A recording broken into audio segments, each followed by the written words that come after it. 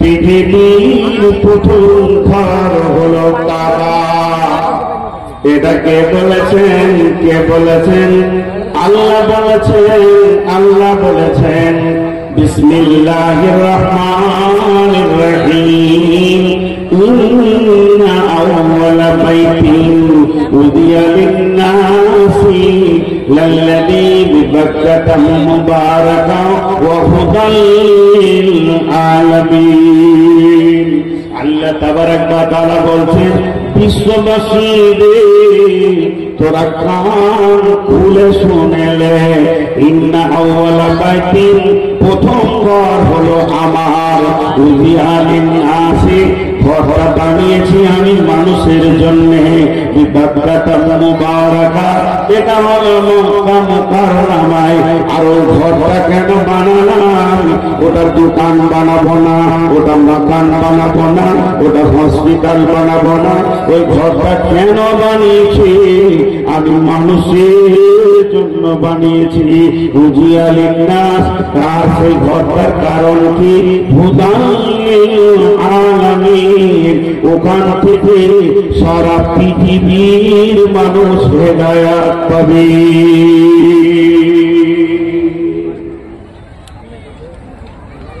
দু তিনটি কথা বলা হয়ে গেল।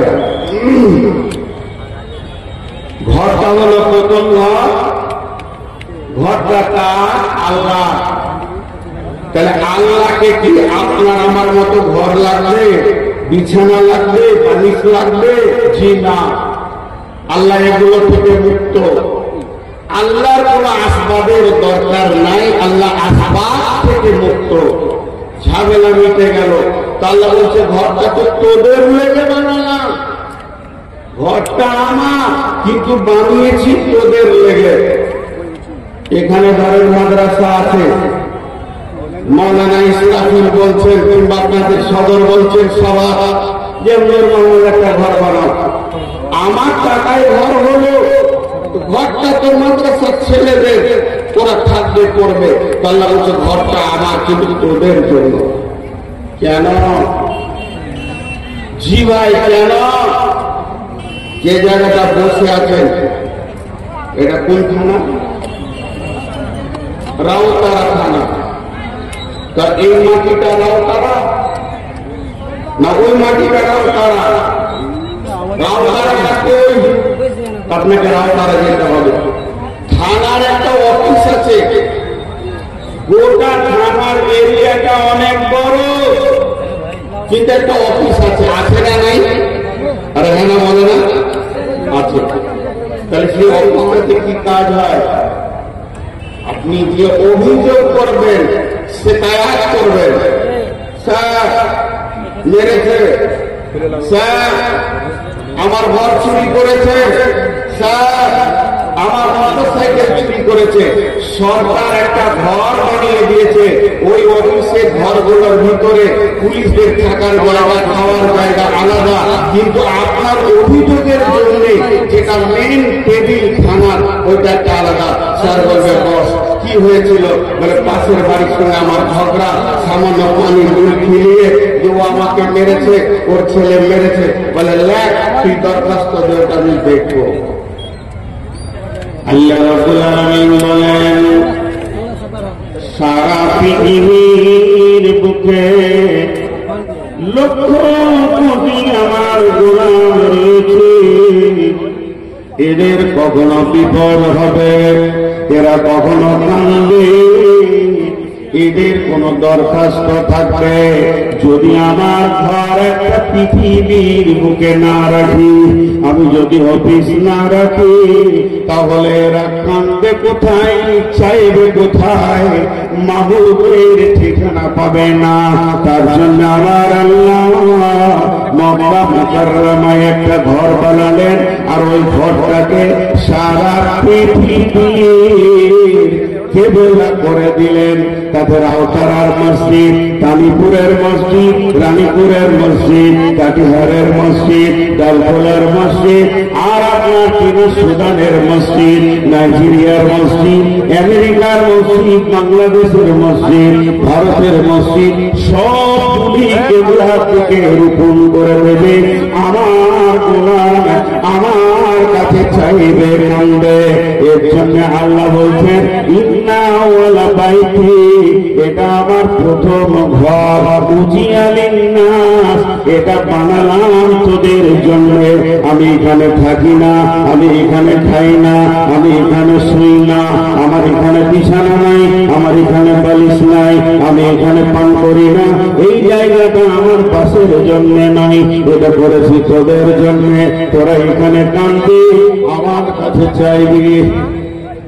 এর জন্য আমি এটা বানিয়েছি, সারা পৃথিবীর মানুষ এটা চাইবে।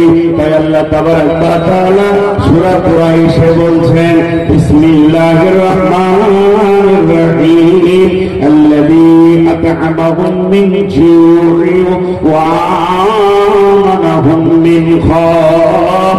এই জায়গাটাকে ফালিয়াবুদু রাব্ব হাযাল বাইত, বিশ্ববাসীর এই ঘরের রবের তোরা ইবাদত কর, এই ঘরের মালিকের তোরা ইবাদত কর। আপনাদের গ্রামে একটা ঘর রয়েছে, ওই ঘরটার মালিক হলো আল্লাহ, ওই আল্লাহর তোরা ইবাদত কর, ওই ঘরের মালিকের ইবাদত কর। লাভ হবে কি আল্লাযী আত'আমাহুম মিন জু'ইন, তোদেরকে অভাব সরিয়ে দিয়ে সচ্ছলতায় তোদের ঘরে অভাব চলে যাবে, আর তোরা সচ্ছলতায় বাস করবি।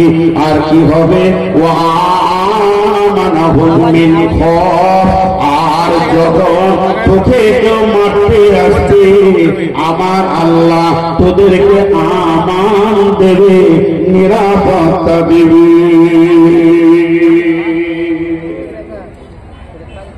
এটা হলো প্রথম ঘর, পৃথিবীর প্রথম ঘর। ঘরটা হয়েছে তোমরা দাঁড়িয়ে কেন ভাই, তোমরা দাঁড়িয়ে কেন, দাঁড়িয়ে কেন বসো না, তোমরা দাঁড়িয়ে কেন বসো, বসো ভাই বসো, বসো সোনা মালিক আল্লাহর গোলাম রাসূলের উম্মত বসে যাবে। ভাই আপনাদের বিরক্ত লাগছে নাকি? যা কথা বলো, বিরক্ত লাগছে? তো এটা হলো প্রথম ঘর। এই ঘরটা আল্লাহ বানিয়েছেন তাকে দিয়ে, ফেরেশতাদেরকে দিয়ে। এর ইতিহাস দুটো পাওয়া যাচ্ছে। আদম আলাইহিস সালামকে যেদিন জান্নাতে বানানো হয় সেই দিন কাবার তামির দেন, কাবাকে আল্লাহ বানান ফেরেশতাকে দিয়ে। ফেরেশতাকে বলল যা ওই পাহাড়ের পেছে চলে যা, আমি ওখানে তোদের ঘর বানাতে বলছি। আর একটা তারিখ পাওয়া যায় ইতিহাস, যে আদম আলাইহিস সালামের জন্মের 2000-2500 বছর পূর্বে আল্লাহ বানিয়েছে। এখন সারা দুনিয়াতে আল্লাহর ঘর তৈরি। চলেন আপনাদেরকে একটু উল্টা কথা বলি খানিকক্ষণ, 2 মিনিট। এগুলো যদিও উল্টা, পরে সিধা হয়ে যাবে, সিধা হয়ে যাবে। তো আপনারা একটু 2 মিনিট উল্টা কথা শুনেন। মসজিদের একটা ব্যাখ্যা আমি এরকম করছি, এটা হাদিস নয়, এটা কোরআন নয়, বুখারীতে নাই, মুসলিমে নাই, তিরমিজিতে নাই, আবু দাউদে নাই, নাসাইতে নাই, আর কোথাও নাই। ছোট্ট একটি কথা বলছি। কথাটা কি? ধরে নেন আপনি হাত মুখ ধুয়ে মসজিদে বসে আছেন, মসজিদে বসে আছেন, উঁচু করেননি কিন্তু পাক আছেন। তো আপনার বাড়ির কাজ কাম শেষ, তো আপনার মনটা বলছে কি করব, মসজিদই বসি। চুপ করে বসে আছেন, চুপ করে, মুখটাও বন্ধ, তো নেকি হতে থাকবে। কেন গো, কেন নেকি হবে? তো একজন যুক্তি দিচ্ছে। আমি প্রথমেই বলেছি হাদিস কোরআনে নাই, এর দলিল নয়, কিন্তু যুক্তি দিয়ে বলছে আপনার বাড়িতে যদি কোন একটা মেহমান আসে তো আপনি খুশি হন না বিরক্ত হন? কথা বলে না? খুশি হন না বিরক্ত হন? খুশি। আর যত আপনি ঘুরবেন, গলিতে যাবেন, কাজ করবেন, একবার করে খালি মেহমানের দিকে নজরটা পড়বে, একবার করে এটা মেহমান এসেছে, মেহমান এসেছে। তো কোন ব্যক্তি যদি আল্লাহর ঘরে বসে থাকে সে আল্লাহর মেহমান, আর আল্লাহর রহমতের নজর তার দিকে বারবার করবে। এখন যদি সে জিকির করে, তেলাওয়াত করে, সালাত করে, একটা এক্সট্রা নেকিতে ভরপুর হয়ে যায়। এক্সট্রা নেকি, সে নেকি গাদা গাদা নেকি। কিন্তু শুধু বসে থাকলেও নাকি আল্লাহর দৃষ্টি, আল্লাহর নজর করবে। এটা আমি কোন হাদিস থেকে বললাম না, এটা যুক্তি কথা বললাম। এখন চলেন এগিয়ে যায়। উল্টা কি মসজিদ বানানো ভালো না খারাপ? এতটি লোক কথা বলে না। মসজিদ বানানো ভালো না খারাপ? খারাপ। পৃথিবীতে সবথেকে নোংরা জায়গা হলো মসজিদ। 2 মিনিট আমি বললাম, উল্টা কথা বলবো, পরে সিধা হয়ে যাবে। 2-4 মিনিট হতে পারে। কেন? মসজিদের ব্যাপারে আল্লাহ তাবারক ওয়া তাআলা সূরা তাওবাতে তার নবীকে বলছেন, লা তাকুম ফীহি আবাদা। হে নবী, তুমি মসজিদে পা দেবেন না। রসুল মসজিদে নামাজ পড়তে যাচ্ছে, অন্য কোথাও যায়নি। আর জিবরাইল আমিন এসে রসুলকে আটকে দিলেন। কি বললেন? লা তাকুম ফীহি আবাদা। হে আল্লাহর নবী, ও আল্লাহর প্যারা নবী, আপনি খবরদার কখনোই মসজিদে পা দেবেন না, ওই জায়গায় পা দেবেন না, ওখানে যাবেন না, ওটা হলো নোংরা জায়গা। বীরভূমে একটা জালসাতে আমি বলেছিলাম যে রসুলের বিবি, দেখেন রসুলের একমাত্র বিবি আম্মা জান খাদিজা, যিনি রসুলের একমাত্র বিবি ছিলেন, কোন সতীকে দেখেননি। তিনি যতদিন বেঁচে ছিলেন নবীজি কোনো বিয়ে করেননি। 2 নম্বর হচ্ছে আম্মা জান খাদিজাকে রসুল মওত পর্যন্ত ভুলেননি। 3 নম্বর হচ্ছে রসুলকে সমস্ত মাল দান করে দিয়েছিলেন আম্মা জান খাদিজা। 4 নম্বর হচ্ছে দারে হিরাতে যিনি খাবার দিয়ে আসতেন তিনি হচ্ছেন আম্মা জান খাদিজা। 5 নম্বর হচ্ছে জিবরাইল যাকে সালাম দিয়েছেন তিনি হলেন আম্মা জান খাদিজা। 6 নম্বর হচ্ছে শুধু জিবরাইল নয়, স্বয়ং আল্লাহ যাকে সালাম দিয়েছেন তিনি হলেন আম্মা জান খাদিজা। এত দামি মানুষ, এত উঁচু মানের মানুষ, জীবনেও তিনি 5 ওয়াক্তের নামাজ পড়েননি।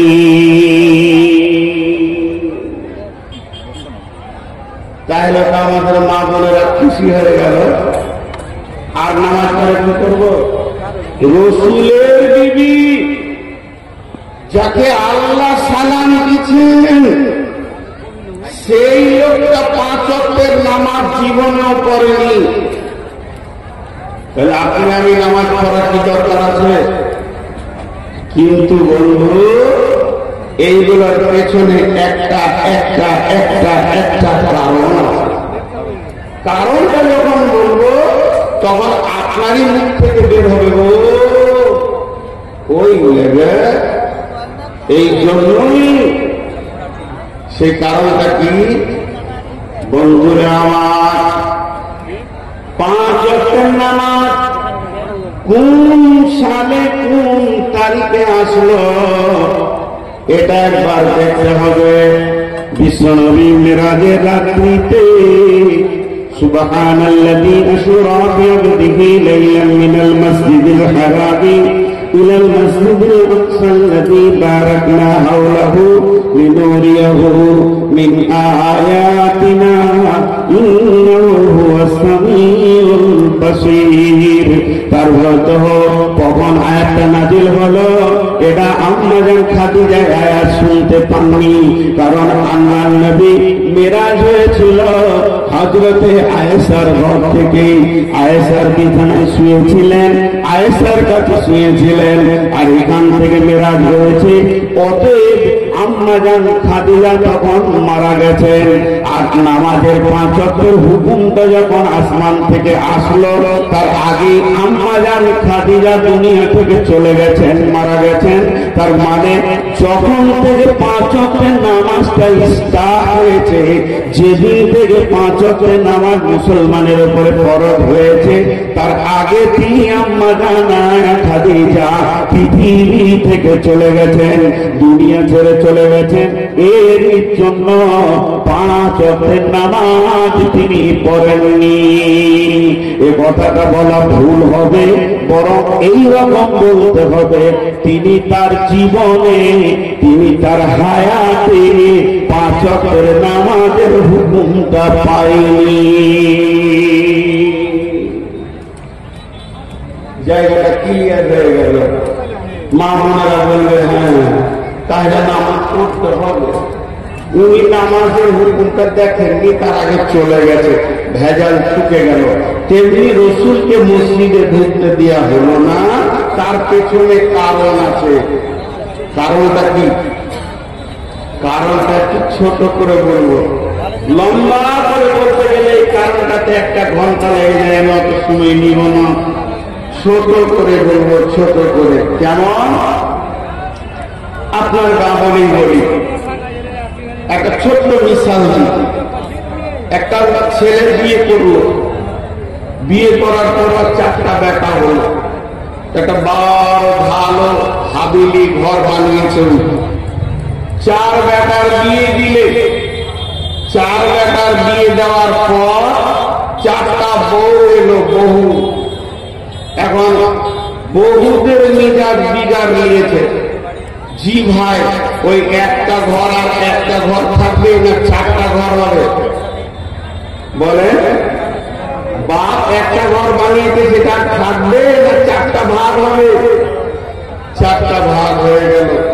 তাহলে একটা মায়ের পেটে একই মায়ের দুধ, একই মায়ের পেট, বাপ একটাই, পৃথিবীতে জন্ম নিল, আর একই হাঁড়িতে ভাত খেয়ে বড় হলো, আবার 4টা ঘর আলাদা হয়ে গেল।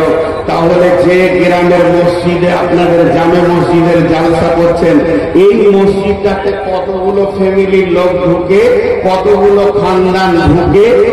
1 মায়ের পেটে 4 ভাইয়ের যদি ঝগড়া হয়, তাহলে এখানে 1000 হলো, না হলো 500, না হলো 200টা মায়ের পেটের বাচ্চা একটা মসজিদে ঢুকছে, তোদের ঝগড়া হবে না? বলেন মসজিদে ঝগড়া হয় কি হয় না? আপনারা মনে হয় রাগ করেছেন নাকি? রাগ করেছেন? আপনারা আমার উপরে রাগ করেছেন? রাগ হতেই পারে। আপনাদের সভাপতির সঙ্গে চিল্লাচিল্লি করে রাগ হতে মাপ চাইলেন, আর কেন রাগ থাকবে? মুসলমান মাফ করলে জি ভাই, তো আল্লাহ তাকে ভালোবাসবে। এখন একটা লোক আওয়াজ দেন, তাহলে একটা মসজিদে 200 মায়ের বেটা ঢুকছে, তো ঝগড়া হতেই পারে। একটা দর্শন কথা বলবো, দর্শন কথাটা মন দিয়ে শুনেন। ঝগড়া করাটা খারাপ নয়, ঝগড়া রাখাটা খারাপ। সাহাবীদের ঝগড়া হয়েছে, সাহাবীদের মতো চরিত্র এত দামি, আমাদের ওদের জুতোর তুল্য হল না। ঝগড়া হয়েছে, কিন্তু তারা ঝগড়াকে রাখেনি, জিইয়ে রাখেনি। আর আমি কিন্তু তফসির করছি, ভাবিয়ে না যে পূর্বের কথা করছি। ঝগড়া হওয়াটা স্বাভাবিক হয়ে গেল হুট করে, কিন্তু ওটা রেখে দেওয়াটা গুনাহ। এরপর আপনাদেরকে একটা হাদিস শোনাবো। সেই হাদিসটা মসজিদের ব্যাপারে আমি বক্তব্য রাখছি, অন্যদিকে যাইনি। আমি একটা বিষয় ছাড়া কথা বলি না। তো এটা শোনাবো, শোনানোর আগে আমি দলিলটা দিই। দলিলটা হচ্ছে, আমি হাজারো আলেমকে জিজ্ঞেস করেছি যে এরকম কোন ঘটনা কোরআন হাদিসে আছে, তো ওরা বলছে আমরা পাইনি। এখনো আমি তাল্লাশে আছি। যদি এই ঘটনাটা বলার পর কোন আলিম যদি দলিলটা পেয়ে থাকেন তো দেবেন, আর যদি না পেয়ে থাকেন তো আমাকে ফোনে বলবেন যে এরকম হাদিস কোরআনে নেই। এখন আপনি আমাকে বলবেন তুমি পেলি কোথায়, তুই এটা পেলি কোথায়? বলছি আপনারা ওই যে চাদরগুলো আসবে, চাদরগুলো ওখানে ধরে ওখানে ধরে ওদের তো বসে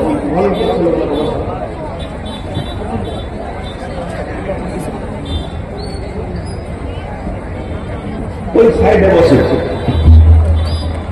এক মিনিট খালি ধরতে ধরে শুনেন সাহাবীদের ঘটনা। দলিলটা কি? আমার পাশের গ্রামে ডালসা, আমার গা থেকে 1 কিলোমিটার। তো শুয়েছিলাম, একটা ভালো বক্তাকে হান কি বেরোয় তাও বলে না, আইলা হাদিস নাই। তো শুয়ে থাকতে থাকতে রাত 10টায় মোটটা বলতে তুই তো জালসা করে বেড়া, তো তুই শুনবি যে একটা বড় আলেম আসছে বলতে চলে যাবে। আমি শুধু দূরে বসেছি, এলাকার ছেলে অনেক ডাক যাচ্ছেন, আমি শুনি মৌলানা ইসকে উনি বায়ানটা করছিলেন, আমি ওনার নকলটা আপনাকে দিচ্ছি। এবার শুনেন ঘটনাটা। সাহাবা রাদিয়াল্লাহু আজমাইনেরা যখন কাজ করতেন কাজের যখন ফুরসত মিলে যেত, কাজ করতে করতে দেখতো যে আর কাজ নাই, তখন ওরা সময় চায়ের দোকানে আর পুরীর দোকানে আড্ডা দিতেন না, সিধা মসজিদে এসে বসতেন বা নফল নামাজ পড়তেন। এখন একটা সাহাবী করেছে কি, একটা কাঠের খুঁটা এত বড়, বেশ জুত করে বাড়ি থেকে ওকে চেঁচে ছেড়ে দিয়ে দিয়ে মসজিদের নববীর মেন গেটের পাশাপাশি ছোটাটাকে গেড়ে দিয়েছে, মজবুত করে ছবি দিয়ে ওকে গেড়েছে, গেড়ে তারপরে উজু পুজু করে নফল নামাজ করছে। ও আল্লাহ ধ্যানে নামাজ করছে। তখন আর একটা সাহাবী ও আরো সময় ফুরসে থাকে, মসজিদে যাই দিকে নামাজ পড়ে ঢুকরি কি দেখছে, বা ছোটা খানে তেমনি করে ধরে করে তুলে ওই দিকে ছুঁড়ে ফেলে দিয়েছে। ঝগড়া হবে কি হবে না বলে, এ ভালো ঝগড়া হবে কি দেখছেন আপনারা। এবার ও উজু করে মসজিদ ঢুকতে তোর মুখ বন্ধ নাই, কি বলছে জানেন?